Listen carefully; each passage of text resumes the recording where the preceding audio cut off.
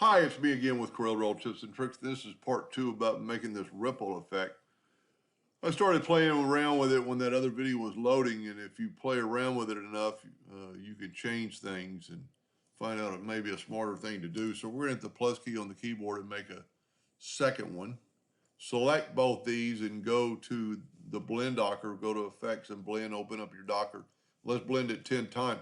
What's cool about this, and that's actually the opposite of the way I wanted to go. You actually need to go this way with this design to get that look. And a lot of times if you can't select them all, you can hit the shift key and select them all and then hit apply. And then you go, well, that's not close enough. So let's just up it to 12. Easily changed. And now you go, well, maybe one more. Let's go 15 and get them really close together. And now you've got that ripple effect a lot quicker, and you can change the spacing on a fly. Let's go, I want it a little bit more, closer together.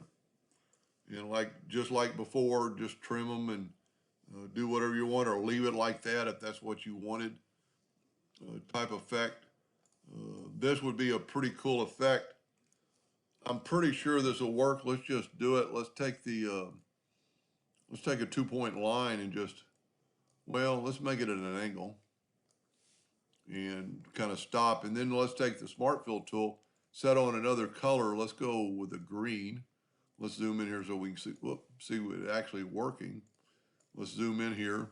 The lines are going to stop the Smart Fill from leaking in there. So hopefully, there we go.